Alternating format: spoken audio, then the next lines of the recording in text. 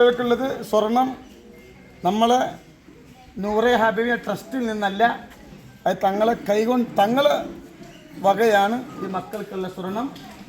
സ്ഥലം എവിടെയാണ്? അച്ഛനുണ്ടോ? അമ്മ ഇല്ല.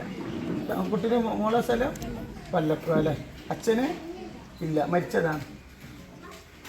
നമ്മളെ എത്തിയം തന്നെയാണ്. അള്ളാഹു ഓലെ കുടുംബം അള്ളാഹു ബർക്കത്ത് ചെയ്യട്ടെ, ഹിദായത്ത് അള്ളാഹു കൊടുക്കട്ടെ. അപ്പോൾ 2 മക്കളെ കല്യാണം ഈ മാസം 25-ാം തീയതി.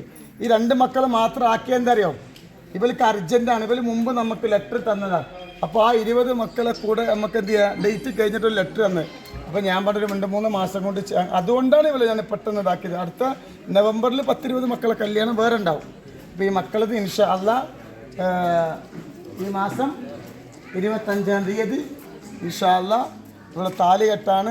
മേലെ കൊടക്കാട് നമ്മളെ സ്വലാത്തിൻ്റെ മദ്രസയിൽ വെച്ച് അള്ളാഹു സുബ്ഹാനഹു വ തആല ഒരു ബുദ്ധിമുട്ടില്ലാതെ നടത്താനുള്ള ഭാഗ്യം അള്ളാഹു നൽകട്ടെ.